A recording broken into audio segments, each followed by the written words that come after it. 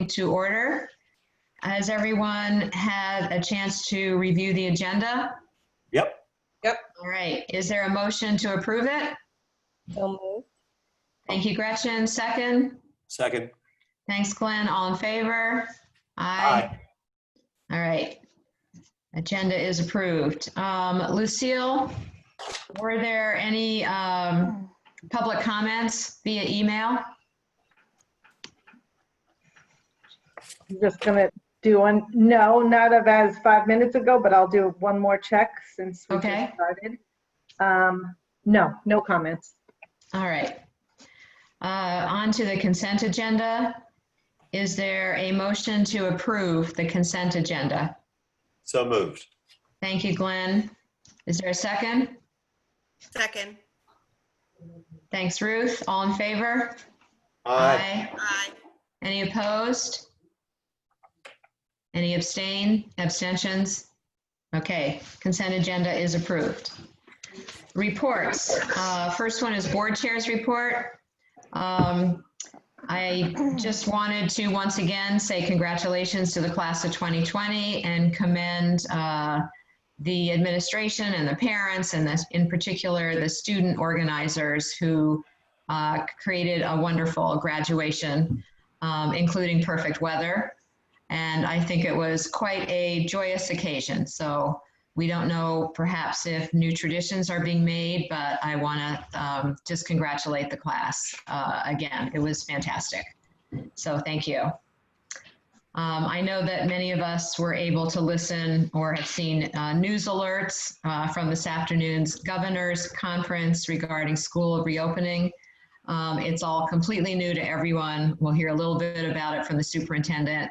And obviously we'll be discussing its contents in future meetings. Superintendent's report. Great, just a few things. First, I'll join you in just congratulating all of our graduates. I'm really grateful for the work of Dr. O'Donnell and the graduation committee. I also wanted to just call out a few individuals. The students who organized, who serve as our WeTV. I don't know, as you were there, you saw miles of cable everywhere. The entire week setting up a command center up in the bridge. It looked like it was straight out of CNN studios. So I want to just recognize, I know there were others, but among them, Jake Arnowitz, Joe Eustace, Luke Schwartz, a couple of our graduates, Corey Sabia and Drew Gummins were also just put in an unbelievable amount of time to make sure that that piece of it worked, right from the pre-recorded speeches to the live simulcast. We also need to just say a quick thank you to some of our staff members who were there. Kathleen Kessler, who was Dr. O'Donnell's assistant, Kevin Slater, one of our high school teachers, also contributed just a tremendous number of hours to make sure everything was just the way we would want it. Also, Lucille always says yes and pitches in. So Lucille was there, Kim, Lori Getner, Erica Cross, Tracy DeAngelis, and then we had most of our building administrators also showed up just to help manage some of the logistics of the day. So I'm really grateful that you know, people were able to attend and participate, and we're really especially grateful for the weather as well.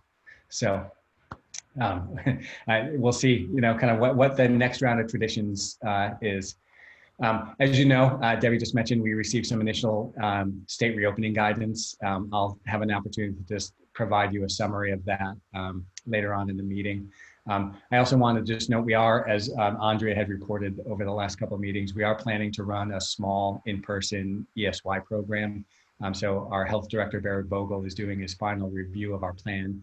We expect to have that feedback from him on Monday, but we'll have a small group of kids working out of the preschool at Miller Driscoll, and then another small group of kids in a couple of classrooms at the high school.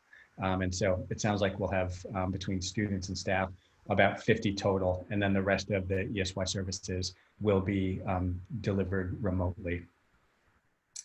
I also wanted to alert the board.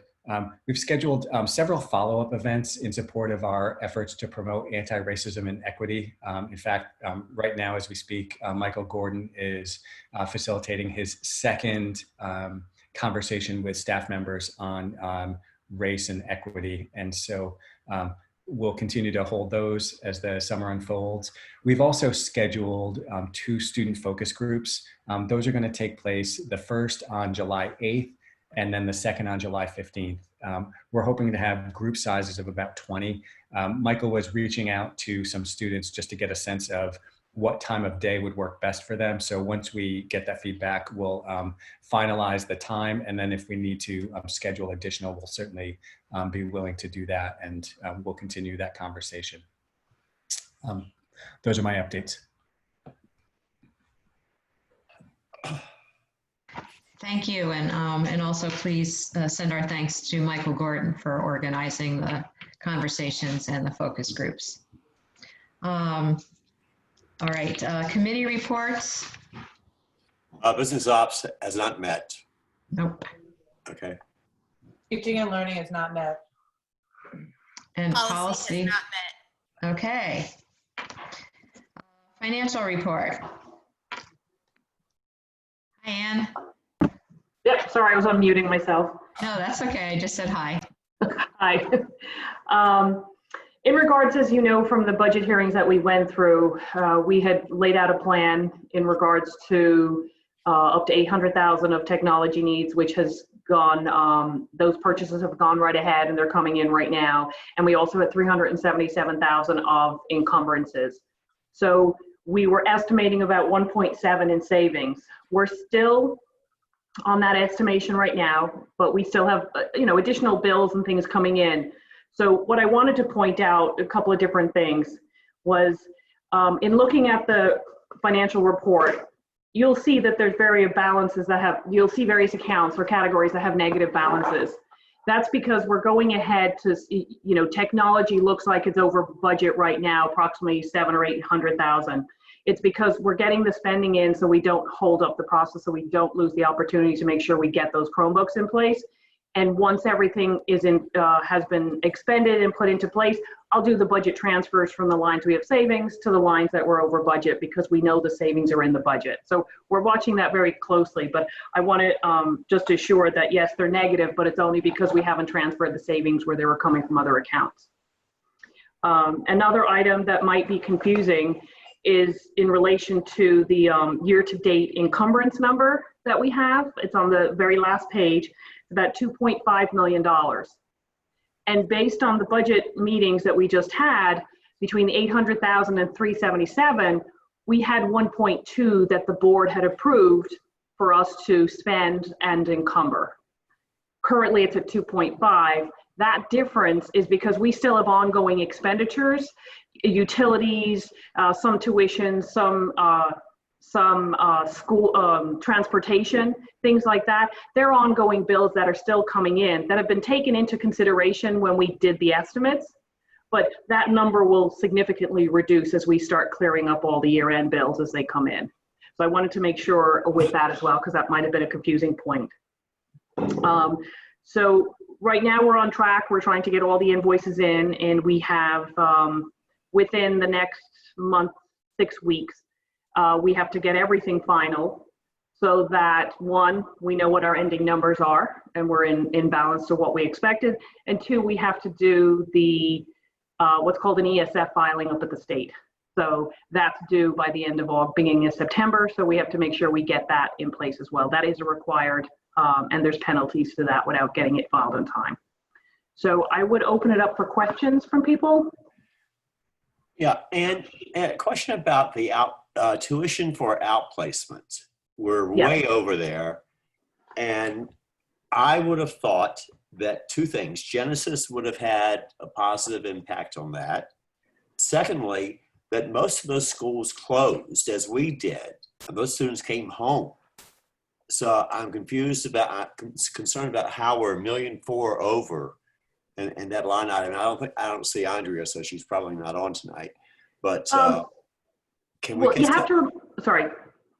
So it's just I'm confused about that. I would have thought those two things would have positively impacted our outplacement expense, and yet we're $1.4 million over.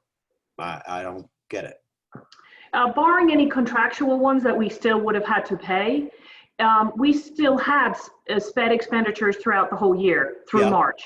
Yeah. And if you remember, we're not from a education cost sharing, excess cost. From the excess cost, we're not allowed budget those numbers. So Right. we will go over budget for the amount that we've expended. And you'll see I put underneath 1.4 million. That's our excess costs coming back to us. So All right. we've provided to the state that level of actual expenditures Okay. that we're getting the refunds, we're getting that grant back on. So are you saying that we had to pay for students even though the schools were closed and the students weren't there? I would have to just confer with Andrea on that because I don't know if there was any contractual ones that would hold it. I don't know if there's any obligations like we had with transportation and Right. some other items. Right. I don't have that level of detail with me. I'd have to confer Okay. with Andrea on that. Okay. Well, it's just a question because I know that most of the schools closed as we did and all the students came back home. So I don't know why we would have paid. I would have thought there would have been more savings in that area. That's all. Okay. The students that were outplaced received services even remotely from those schools. So when you say they came back home, it's not as though they get the services, and we were then responsible for educating those kids. Yeah. So that is. Thank you, Kevin. Expenses there. To your earlier point about Genesis, I would just point out to you, Genesis absolutely has had a positive material impact on the budget. Okay. You see it actually in the 2021 budget with the reductions in transportation as well as in sped tuition. No, okay, fine. It's just it's a big number, and it's our largest number that we missed by. I'm just concerned about that. And a question for Eric. I'm assuming that our commitment to get our purchases in has not met with any problems in terms of suppliers being able to fulfill our purchases and get equipment and items to us. Is that correct? Are we okay? We're doing very well. We've received all of the Chromebooks arrived on Friday. Okay. Work chargers, so those are delayed about a month. Okay. And then laptops look to be arriving in early August right now. We don't have a final shipment date, but Yeah. We're looking good right now. Good, because you had expressed some potential concern about that if we didn't make our commitments. And that's good news then. Okay. Thank you.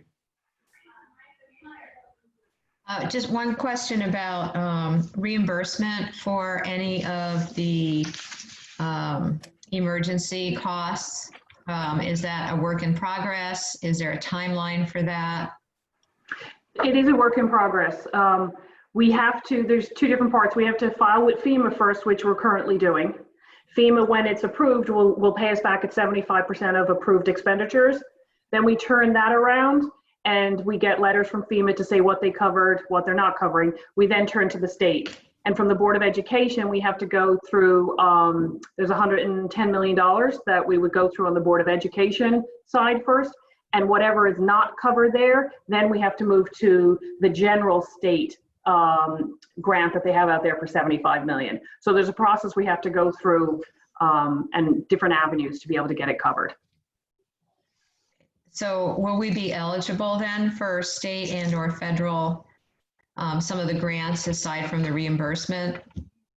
Well, it's all reimbursement. I'm sorry if I'm saying the wrong thing. It is all reimbursement. What I'm trying to find out on the state side is any of the executive orders that required us to pay for things like the bus contract, can we get reimbursement on that because we were required to keep it? So there's a couple of questions out there just trying to get finalized through the state. FEMA won't cover that because that's a state directive. So I'm not putting that forward, but everything else is getting put forward to FEMA in that way. And we do it in quarters. The state has set it up with FEMA that we apply for it on quarterly. So in July, when I bring technically the first quarter together, I'll give that all to FEMA. They'll turn that around within they said about a 3-week time frame, which then gives me the ability to turn around to try and hit the deadlines on the state. The state also said they know the timeline of FEMA and their deadline may go out further to accommodate to make sure that we get what we need before we have to turn around to the state and not miss their deadlines. Thank you. Okay. Okay. All right. Any other questions or comments on the financial report? All right. Thank you, Anne. And Thank you. Thanks for doing such a good job of projecting the year-end balance, which looks pretty much right on our target. So thank you. Thank you. Okay, so we have a follow-up survey to hear about. So Kevin, I don't know who, I see Kim on, but I Yes. think you might want to introduce it. Yes, so we re-administered a survey to our parents in June. We also administered at the same time a survey to our staff, and probably a week or two prior to that had administered a separate survey to our secondary students. So Kim and Maria are going to tag team this agenda item and just provide a high-level overview of the feedback that we received. And I would just share with the board that, you know, we've looked at the feedback, we continue to look at the feedback, and we're using that to shape our reentry plans. So go ahead, take it away, Maria and Kim. Okay. Good evening, everyone. Thank you for having us. We are pleased to present on the progress of the Wellness Return to School Planning Committee. As you all know, we do have a committee, and our goal is to develop a plan to promote the wellness of students, teachers, and parents, and also a plan for reaching out and supporting students and families in need as we return to school, whether it's on site for the entire year, and we hope that that's the case, or whether we have other disruptions in the upcoming school year. The committee is comprised of teachers and mental health professionals from each building, with a plan to expand our membership in July to include community health professionals, parents, and students. We've been meeting weekly to develop and begin implementing our action plan. And our action plan includes a needs assessment and surveys for constituent groups like staff, students, and parents. And so we're happy to report that we've already begun executing our plan. As Kevin mentioned, we administered 3 surveys one to each of those groups earlier this month. And I'm going to report out on the staff survey just to give you the highlights, the themes of what we asked about. We wanted to know what went well for staff during e-learning, what needs people have for the upcoming school year, particularly if we have similar closures or disruptions, what barriers staff foresee, and how we might address them. Tonight, I'm going to be reporting out specifically on teachers. We had 445 respondents, which is actually excellent because we have just about 600 staff members. Of the 445, 325 were teachers. And so I'm sharing out on their responses. However, I will say that the responses of the other groups were very similar to these results. First, just to start with everyone's experience with e-learning, we were pleased to actually see that more than 90% of our teachers reported that they fared either okay or very well in the e-learning environment. So it went okay, well, or very well. And over 90% responded in that range, with 62% in the well or very well range. 74% responded that they did more work in the e-learning environment, things like preparing things to post, screencastifying, responding to emails, working individually with students. All of those things they reported did take longer than typical preparations for on-site instruction. And if they experienced difficulty with the environment, the recommendations for improvement were to have a more consistent schedule. We did modify the schedule a number of times. I think the fluid process required that, and we were trying to be very responsive to the needs of our kids and families and teachers. But there was a bit of change throughout the period of closure. Technology is something that they believe we can continue to improve, although they did note that technology is something that worked very well. Some of the short answer responses reflected technology in their own homes that wasn't always working well. I know I've experienced that personally, where Wi-Fi wasn't working. Clear expectations for students and staff. We adjusted throughout, and we made some changes in what our expectations were relative to whether things were optional or mandatory. And some of the teachers reported that it would be helpful to have a very clear and consistent approach for whether things are going to be mandatory for students. And curriculum came up at one school, thinking about what shifts we're going to have to make in curriculum if we're in a closure setting again. Obviously, teaching remotely is different from teaching on site. The vast majority thought that communication from both school and the district were about right. In thinking about planning ahead, we wanted to ask questions about people's availability. Some of the challenges that people reported during this school closure period was that they had their own children at home and it was difficult to manage both their own children and then teaching. So we asked some questions about that. A third of our respondents have school-aged children who need their intervention should we have another closure. 78 people expressed interest in on-site childcare. So we are really interested in looking at a wide range of things to support staff and families. And while we haven't made any commitments to something like on-site childcare, it is something that we wanted to explore to see if there was interest. And we learned through that process that 78 people were interested. And that would mean 150 plus children would take advantage of that if we were to offer it. Teachers felt that they were well equipped for identifying and supporting mental health issues for students. Should we, have to, obviously we're going to need to address that coming back regardless of what the setting is. And we were happy to see that. Although I think with that said, even though teachers are feeling good about it, it's something that we would certainly want to be sure that we're providing adequate professional learning in, just to ensure that everyone is well prepared and feeling very comfortable to address those needs. Things that went well, teachers noted that collaboration went extremely well. Many people highlighted the work of the coaches and the Library Learning Center staff members. They also thought that technology went very well. So whereas it was a challenge in some cases, it was also a strength for us. And the fact that so many students were able to get technology right away. Staff members had a lot of good technology support.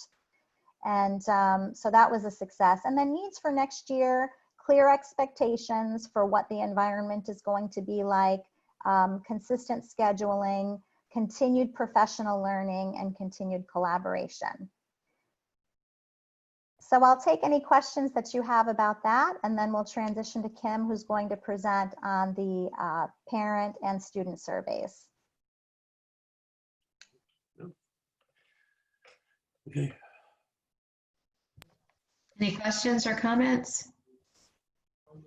I would love to, Maria, if over the next week or two, you could just share perhaps like a written breakdown of the questions and responses, like the percentage-wise, just to be able to go back and kind of review it at my own pace. But I think kudos on the report and the findings, and that would be great. Yeah, Yeah, I guess maybe a few slides for what you just presented, so we can remember the numbers. Can I ask, because we did get we did get all the slides for all the surveys in an email. Can we get hard copies of those? I just that we can look at it at our leisure without. It's hard, yeah. Sure, Yeah, I think the color, and I even printed out my own sets. Yeah. So is what you're looking for the hard copies? Because we do have it reported out by school, which we thought would be helpful to you. Whatever you have that came in the email, if we can get hard copies made and mailed to us, perhaps. Absolutely. Of each of the surveys, both the teachers, parents, and the students. It would be great to be able to sit down with them in hand and as Ruth says, to look at them at our leisure and study without having to try and do it on the computer, because it's just not, well, I won't say, it isn't my cup of tea. I think we could all do with a little less screen time these days. So happy to send hard copies. So if you could, that'd be great, and just and mail them to us even. Sure. That would be a good thing to have in front of us that you just sit at our leisure and look at and try and study and get some. And Ruth is exactly right. But I went through them all in the email. Each and every one of them was like, oh, okay, all right, okay, fine. But then going back and forth and trying to, Great, happy to do that. Okay, thank you. Yeah, good idea. Thank you. Thanks. Maria, can I ask you a quick question? Have you guys reached out to teachers yet to see who may or may not be able to come back in the fall?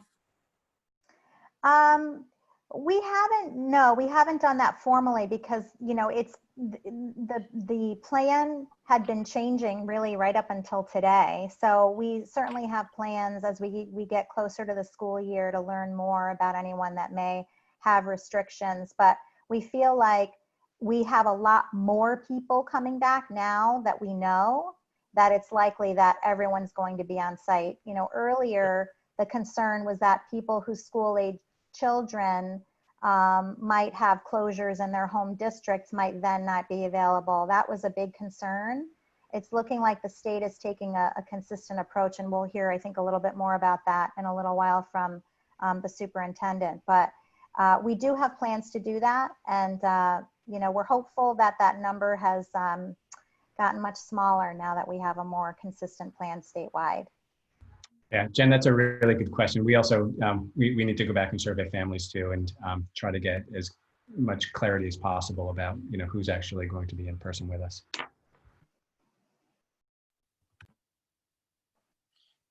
Okay, I think I'm up if there's no more questions. Okay. Hi, Kim.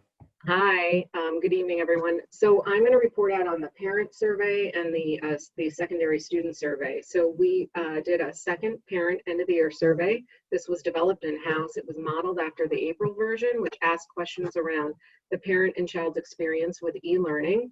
And then we asked for improvements since the survey in April.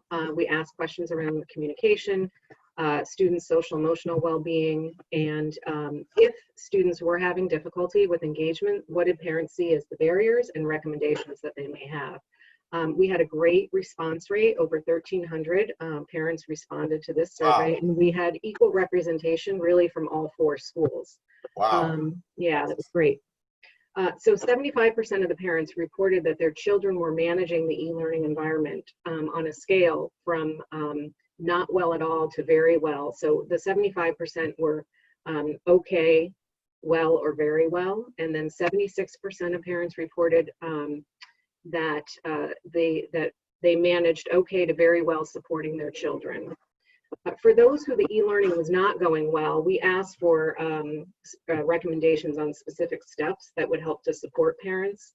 And some of the themes were more synchronous sessions, more concise plans, clear expectations, more instruction, and apparent access to Google. And you'll see themes from what you know, the students say to what validation of what the parents say as I go through kind of the highlights. And then also those who were unable to engage for whatever reason, we asked parents to kind of identify what they saw as the barriers. And focus was a big barrier, and you'll see that reported out in the student survey. Engagement, interaction, instruction, not enough feedback, the structure and the schedule. You'll see students report that as a positive and then also a negative. So half the kids like it, half the kids don't. The lack of live synchronous sessions was also reported as a barrier. And then at the secondary level, they noted an overload of the work. And again, the students will validate that when I go over that in a later survey. Top areas for improvement identified since the changes were implemented in our first survey in April were really communication, flexibility, consistency, schedules, and synchronous learning. The vast majority of parents thought the communication from both the school and the district level was about right.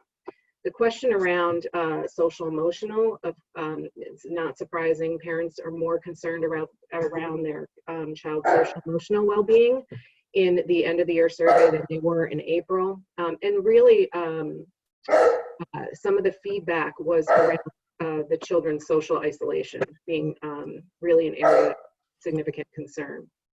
And then we asked for recommendations as we look ahead in the future. And so parents, the top areas were, again, more synchronous learning and making that mandatory at the high school level, small group or direct instruction, more feedback, and then consistency and organization. And then we surveyed students at the secondary level in grades 6 through 12. This survey was not in-house. This was developed by Authentic Connections, and it was a specific survey for COVID-19. We had over 1,400 respondents in this survey as well, and we had comparable data. there was about 8,000 students that took this survey nationwide. And this survey really looked at the well-being index and students' experience with distance learning. The well-being index, we have good news to celebrate. Our depression scales were significantly lower than national norms, and our anxiety level, although elevated, it was still lower than national norms as well. When we look at these scales by grade level, however, our 11th grade class did show clinically significant levels of anxiety. So that is an area, a student group that we would want to focus on. The top 3 predictors in relation to the symptom scales were low parent relationship quality, high distraction, and a low ability to learn at home. When we look at the top areas that students reported as positive, that was structure and schedule, faculty academic support, and in overall communication and support from faculty. The top areas of concerns, this is in the quantitative data that I'm reporting out on, was assignment volume, which again, when we looked at comparable data, that was #1 for students in, across the survey. So this wasn't a phenomenon to Wilton. Faculty academic support and structure and schedule was on the concern side too. And again, they say that's not uncommon, that half the kids, will report something being positive and the other half that it's a concern. When we looked at the free response questions, what's nice about having, a survey that's normed and they compile the free response data and it's coded into 23 categories. So we can really look at the qualitative data in a way that makes sense for us. What was great to celebrate, what kids reported was going well, was the adults checking in with them, whether that was counselors or teachers, but that really was a theme that came through. Again, the schedules and teachers asking for feedback. Just the idea of students being surveyed was a really impactful thing to do, and that students more want to be asked more often about feedback. Students' greatest concerns were around COVID-19 and the impact that that's having on their family members' health or potentially their own. Assignments, keeping up with work and keeping their grades up, and then future concerns, uncertainty about fall or what will happen in college. And then areas of improvement, less volume and workload, grading and due dates, clarity around that, and more teacher contact. So then again, what was nice is they'll take the quantitative data and the qualitative data and triangulate it and come up with areas to focus on and priorities. And so these areas were for us to really kind of look at is coordinate the assignment volume and schedule, encourage student voice if they're feeling overwhelmed to let people know, and increase teacher communication about the workload. The second area was making sure to build in breaks and ways for kids to de-stress. This is especially important because our kids aren't involved in sports or physical activity during the shutdown or even fun events. So really, paying attention to wellness.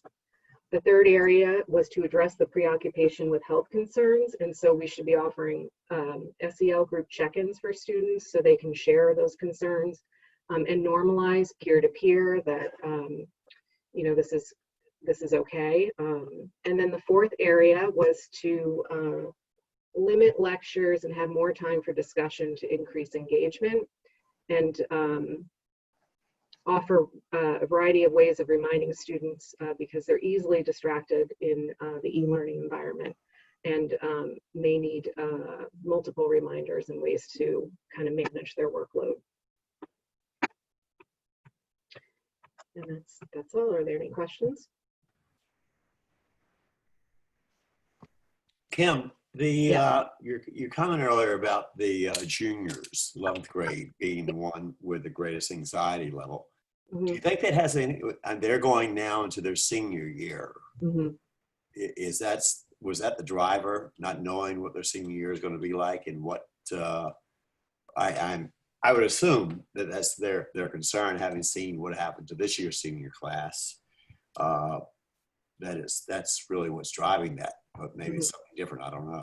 Yeah, I mean, we could speculate. A junior year is a big year. You know, a lot of pressure to begin with. You know, in the students, that class reported a higher level of parent pressure as well, which is kind of a symptom indicator. So, you know, and as we are looking at ways to support that class moving into the senior year and post-secondary. So, all right, good.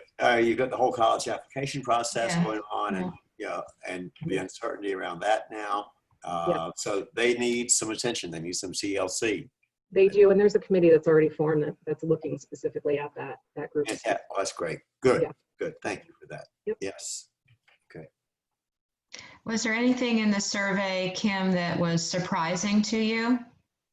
You know, I was surprised to see how well we're doing on the well-being index. You know, I was suspecting higher rates of anxiety, so I was pleased to see that.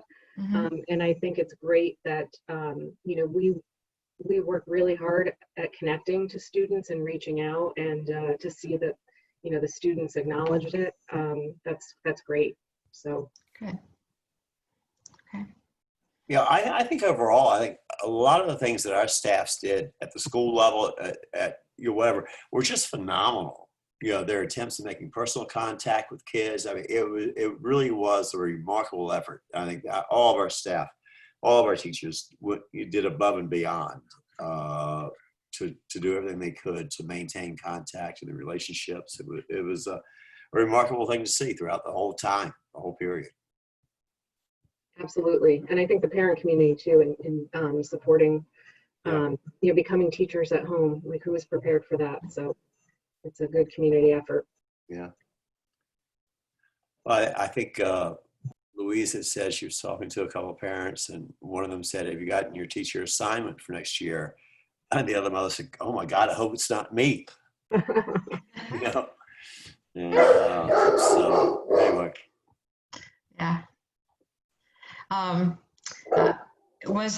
I know that we heard from parent voices and maybe some student voices as well early on about wanting more synchronous learning, and it seemed that was picked up. Was it like overwhelming, or was it like, okay, you know, a little bit more would do it, or was it sort of a hue and cry? You know, I think it came out in the survey that we improved in that area, and parents are looking for more. Students too. Yeah, and students too, exactly. Yeah, more of that connection. Yeah, more FaceTime. And Kevin, do you think teachers are looking for that as well? You know, I think when I talk to teachers, this experience, I mean, it's hard on everyone, but, you know, just about every teacher I've talked to, and I've talked to, you know, many of our staff at this point, the thing that was challenging for them was the lack of interpersonal connection with students, right? That's the reason they get into this work, and, you know, the dimension of the work that animates them every day. And so that was hardest. So what our teachers want is to be in school with their students. Say, in fairness, students want the same. Yeah. I had a teacher tell me, I never signed up to be a teacher so that I could teach to a class virtually, and that really resonated with me when she said that. Yeah, right. This was, I think, you know, we've learned a lot of lessons, and you know, I think it's important to recognize and celebrate the accomplishments. But, you know, as we're looking forward, and we're going to talk about here next, you know we can do things differently. We've been planning that way for more than a month at this point. And, you know, to the best extent possible, we're going to try to, you know, create those connections, foster those connections, and deliver instruction in the way it's meant to be done.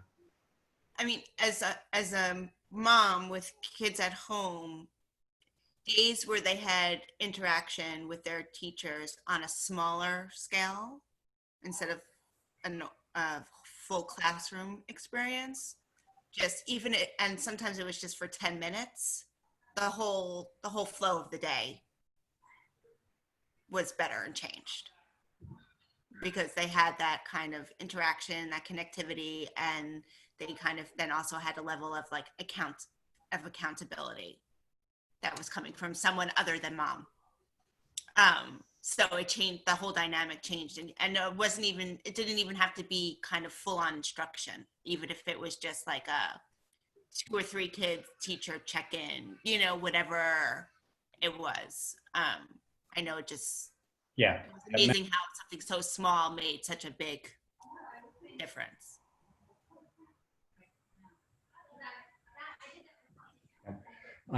Any other questions, comments on this? Otherwise, we'll go ahead and move on to the agenda item. I think Debbie's having some Wi-Fi issues, so. Yeah, I think she's frozen. Yeah, all right. Okay, so we're gonna, why don't we go ahead and if there are no more questions or comments on this topic, we'll go ahead and move forward. At 4 o'clock today, I received the slides that accompany the governor and the commissioner's plan for reentry. So I'm going to share my screen and just, we'll spend, 5 or 8 minutes just walking through those slides, because I think they capture, while they're not heavily detailed, they do capture some of the big ideas, and there's certainly quite a bit to talk about here. So, there we go. Sorry, I'm always just trying to get my screens together. So when we spoke with the commissioner earlier today, he made the point of noting very plainly that, in addition to being in the middle of a global health pandemic, we're also experiencing an education emergency. And so in response to that, State Department of Ed organized some task forces, surveyed lots and lots of folks, and learned some things. And so the consistent pieces of the feedback that they received were that, we need to really pay attention to students' social and emotional health and well-being. I would say staff as well. We've all experienced, this shutdown. And so we're going to need to prepare for, whether it's trauma or, other kids just needing some additional support. That's a significant factor. And the state got lots of feedback about that. The state also heard feedback that, kids love their schools, they're safe places. And as time went on, across the state, people really missed the continuity and the structure that comes along with being in school. So that was some of the feedback they got. Guiding this plan, I think very heavily is the current data we have on the transmission of COVID-19 and current infection rates. And we know that over the last month or so, comparatively speaking, Connecticut has done and is doing very, very well. We continue to see declines in hospitalization rates. We haven't seen the kind of resurgence that other states are currently experiencing. And so I think that body of data really figured very largely in the state's plan. So moving on, they also identified some guiding principles. I think it goes without saying that, protecting health and safety is foremost. Creating an opportunity for all students to come back and start learning again in school is important. And then continuing to actively monitor community spread of COVID-19, across the community, within the school, among students and staff, and then responding appropriately was one of the guiding principles here with this plan. The state emphasizes equity and access as we're moving out of hopefully moving out of this pandemic, continuing to promote communication, and then paying attention to both the physical safety, social emotional well-being, and the mental health needs of our students when they're not in school. And so, I took that to mean, in addition to planning for a return, we also need to have a plan in place for shutdowns should there be a resurgence within the community or across the state. And so the big news is here on this slide, and that's that all districts should plan for reopening in the fall with an in-school return for all students every day. And that was really the headline here of the reopening guidance. What the commissioner talked about in kind of achieving that was paying attention to mitigation strategies. And so I'll call your attention to a couple of things here. What I think, I personally paid a lot of attention to and was trying to ferret out was this understanding of maximizing social distancing. So in the conversation with the commissioner today, they're not talking about consistently maintaining 6 feet of social distancing. And that makes sense because we have been communicating to the commissioner all along that you can't have every kid back in our facility and maintain 6 feet of social distancing if you're going to educate that number of kids simultaneously. And that was the message, from just about every school district in the state. So what they're proposing is that while we bring all students back, we need to maximize social distancing. So as we get into our deeper into our planning now over the course of the next month, we're going to have to define for ourselves what it is that we can and should be doing to maximize social distancing. The other mitigation strategies that were emphasized today were that frequent hand washing, continued use of hand sanitizer. There is going to be a requirement for face coverings that cover the mouth and the nose for all students and staff who are able to wear them. And then enhanced cleaning and disinfecting routines to make sure that our spaces are clean. It was also, and I think everybody understands this. This is kind of the first best hope is that we'll be able to accomplish this, but this is all dependent on the continued data trend with respect to COVID-19 and spread within our community. Some other guidelines and recommendations that they offered.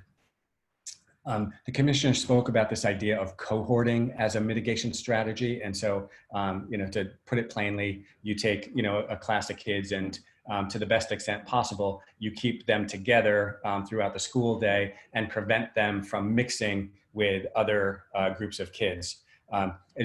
If you have elementary age kids or you've been in an elementary school, you can pretty easily understand that that's probably more achievable at an elementary school. I think achievable with many respects at a middle school because you can keep kids in classrooms and rotate teachers in and out. It becomes far more challenging at the high school level when you have kids taking so many different classes and teachers teaching so many different types of classes. But they were strongly recommending and encouraging, though not requiring, cohorting. And then, I think this was also just a challenge for me as I was listening to the explanation this morning. So while we're proposing to maximize social distancing, given certain conditions, the commissioner also stated that, we should plan to, bus as many kids as possible.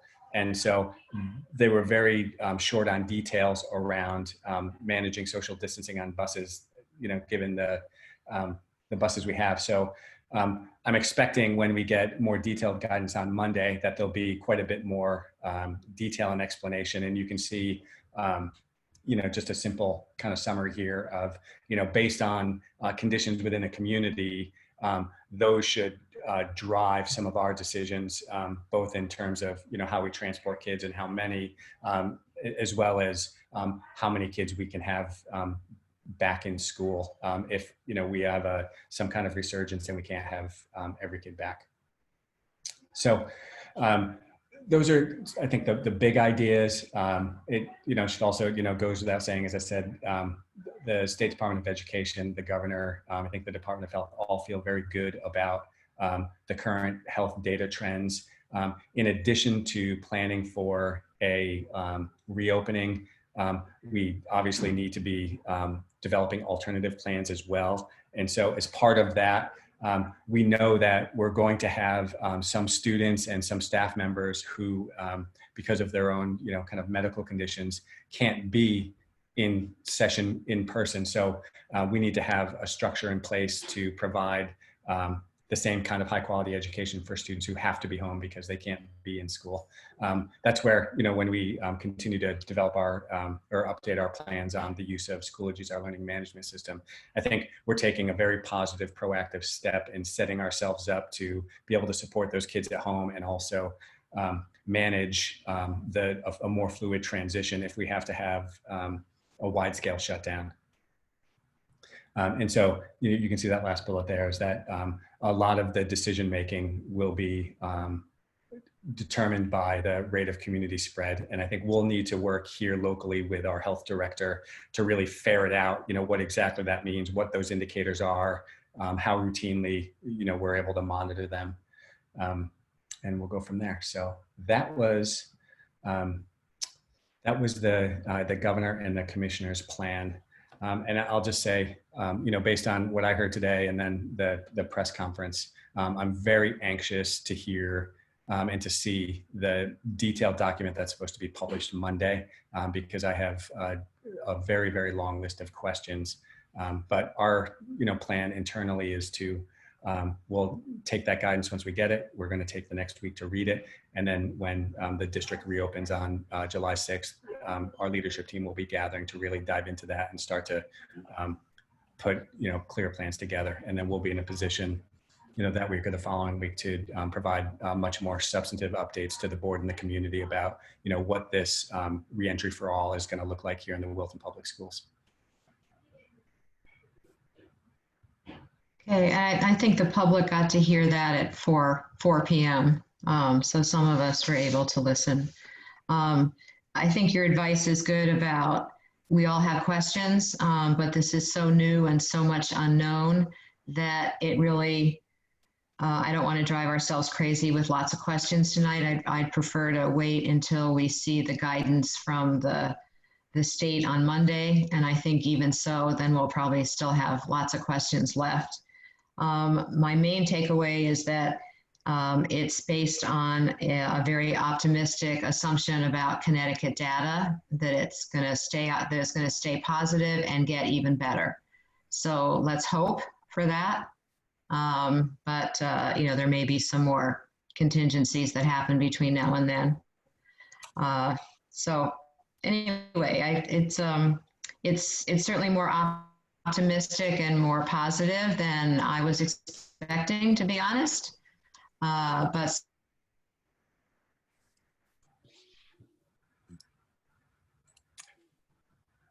I apologize. Yep. Your Wi-Fi is just, it's We can't hear you, Deb. 5%. All right, Kevin, you're gonna have to take over because it just doesn't like me tonight. Sure. Kevin, the only question I have is just if you could make a statement. So, I have so all many. yours, Kevin. I've had so many emails about people being like, I'm going to start a letter writing campaign because I heard a rumor about Wilton doing this. Can you just state and say that we really have no plan as of this? We have ideas, but there is nothing concrete. No. Rumor mill is el fuego, on fire. So. Right. So here's what I would say, Mandy, and just for the benefit of everybody here and anyone who might be listening, beginning tomorrow, we're going to send out a Friday update. It'll be in the kind of news from the schools format, and we'll provide lots of different information. And then we'll continue those publications throughout the summer on Fridays just to keep parents abreast of what we're doing. But to your question, as you well know, we have been thinking about reentry for more than a month now. We created 9 separate committees to explore and plan for various facets of that. The committee that I'm chairing really is focused singularly on some of the health and safety concerns that we've been. Chuck is leading some of the curriculum committees. Maria is leading the wellness committees and the personnel committee. And then Bob O'Donnell is chairing the committee that's focused on our rising seniors. So those committees are planning, and there is no comprehensive reopening reentry plan at this point. We have to submit, part of what the commissioner reported today is that all districts will be required to and to the provide a plan to the State Department of Ed by I think it's July 24th. And so prior to that, we will have a Board of Education meeting in which we'll review this plan. And, my hope would be to have our board vote to, and, that'll be probably the first time we see a comprehensive plan. And so what I would say to, everybody, people need to sit tight for a little bit. You know, the best news we got today was that, and, you know, I think to Debbie's point about it being optimistic, our goal is going to be to put a plan together that enables all of our kids to come back every single day. That is not a small feat when you're thinking about how you manage students, and especially little ones, with masks and have to maintain some kind of social distancing. But, you know, we have the staff to get that done and get it done well. So, and then we'll also have follow-on plans to moderate based on, you know, kind of how this COVID disease progresses here in our community. Yeah. Kevin, Heather just sent out an email, you know, I guess right between our prior meeting and this meeting, about your conversation with her that talks about this. So hopefully people will be getting that message in your comments with her. And it was a special thing from Good Morning Wilton that just came out. Yeah, right before the meeting. And yeah. You know, my comments to her were just, you know, we're on one hand, you know, delighted to have the opportunity to try to bring all of our kids back. Right. You know, the task is daunting. Yeah. So the details are scheduled to be released more on Monday. Is that the Monday is the date? Because they said next week, but I wasn't sure. So Monday is the day that we're supposed to be getting more detailed information. Detailed plan on Monday, correct? Okay. And first okay. one, I'll pass it on to all of you, so okay, read it as well. All right, good. Okay. Can you hear me? Mm-hmm. All right. I apologize. When I went off, I also swore, so I definitely apologize for that. We didn't hear you. Don't worry. Okay. Well, oh, you're going again. Just Yeah, we lost you. Somebody for the board to hear. There's a CABE call tomorrow, and I can send the board members that link if you would like to hear more about that. Okay, good. Yeah. Okay. Great. So, all right. I tried to switch to the hotspot. I'm not sure it's doing much better. So, Kevin, did you want to add anything more on the reopening sort of new news? In terms of, you know, as I was sharing before, you know, we will, you know, continue to communicate out to our community. We will schedule, as we've discussed, some, you know, follow-on board meetings to review our plans as they become, you know, move in final draft form. And then, you know, we have a deadline of submitting a plan to the state by July 24th. Okay.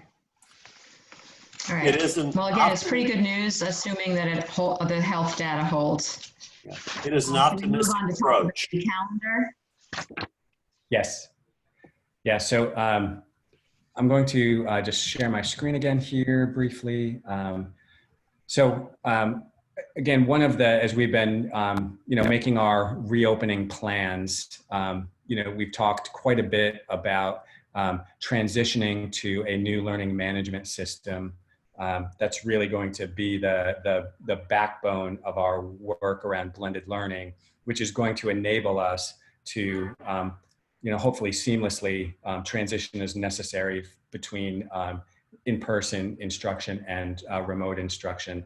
And so as we've been conversing with teachers and staff across the district, and also trying to contemplate, you know, whatever other reopening and reentry considerations we may need to tangle with, it became evident that there was a strong desire to front load the school year with as much teacher professional learning time as possible.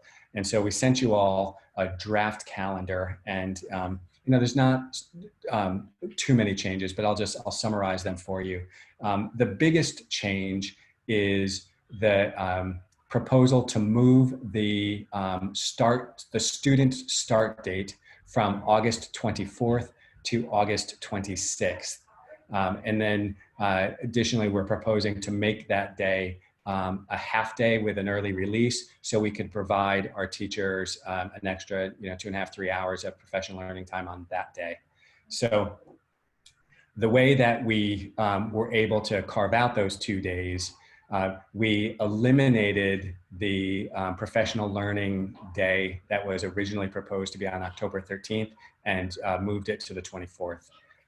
And so now October 13th is just a regular school day.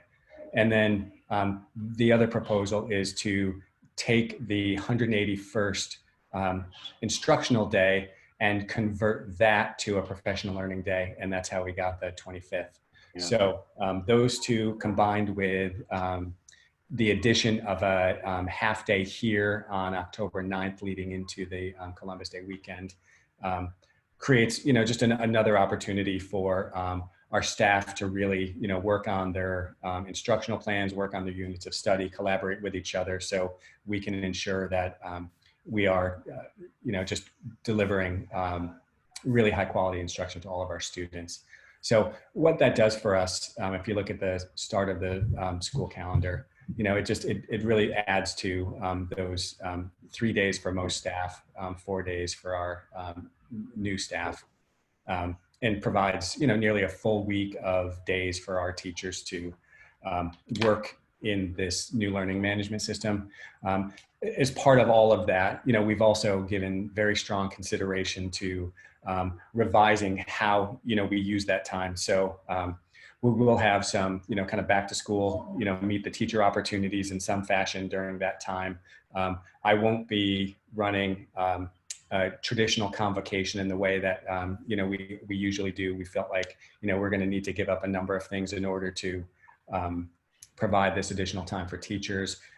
We're also looking at all of our mandated training. So we have there's a whole slew of activities by state statute that teachers need to engage in. In the past, we've tried to front load that at the start of the school year so we could present it and then kind of, set it aside and focus the rest of our time on some of our instructional priorities. And so we're just looking at that schedule of activities and whatever we can defer, we're going to defer. And again, try to privilege this professional learning time around, giving teachers the opportunity to work together in Schoology. In terms of, the rest of the calendar, there are really no other substantive changes so that, as it's written here, the December break remains the same. The February break and the April break each remain the same. And the last day of school is also unchanged. It's the 10th. So let me take this down. I think it makes sense. And I kind of also just from another perspective of starting the first week back in the middle of the week and kind of easing back in is probably not such a bad thing either, because it's going to be a long time since kids have been in school, and it's also going to be now under different rules and protocols and procedures. So kind of having like a shorter transition and then a weekend and kind of starting back off again, I don't think is necessarily a bad approach, in addition to giving the teachers the time to get on board with the new technology and other curriculum issues. Kevin, has the state done anything at all to ease any of their requirements or whatever their mandates in light of all that's going on to help us in this period transition at all? You mentioned earlier, you said there's a state requirement for whatever it was. Are they helping us in any way, shape, or form?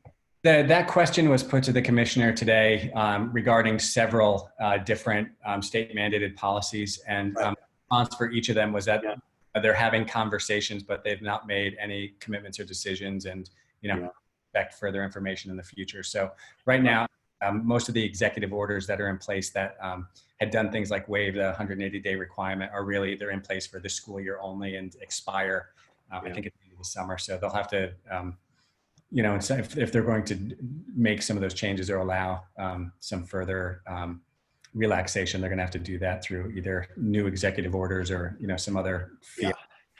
I mean, you would know best what they are. I don't. But there's got to be, I'm sure that some things that they require, they expect of us, et cetera, that they could make this whole process perhaps a little easier for us if they would just move on them and act on them. But I don't know. Okay.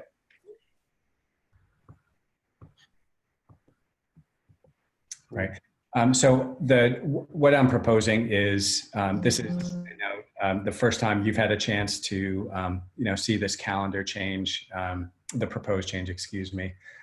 So what I'd like to do is, it's the first time our community's had a chance to take a look at it. I just, earlier today had emailed the proposed calendar to our PTA president. So I think it's appropriate. We'll put it on our website, invite some time for, any additional comment. And then when next we meet, have this as an action item for approval.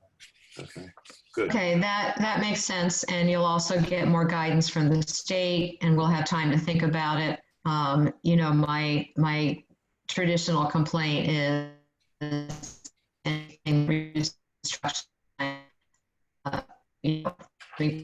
but we're in an extraordinary situation and it's crucial that our teachers get trained. So let's see what the public feedback is from there. Okay, so there are no action items tonight and we don't have a future meeting scheduled yet. I'm leaving that to Kevin to find the next date. It will not be next week, but we probably do need a meeting or even two in July. So that's sort of to be determined. So I'll work with Kevin and get the board out some and see what your availability is. Lucille, are there comments from the public? No, there are not. Okay. All right, then we finished the agenda. We don't have any more public comment. So I think we're ready to adjourn. So the meeting is adjourned. Thank you, everybody. Thank you. All right, Thanks. thank you guys. Thank you. Good night. Good night, everyone.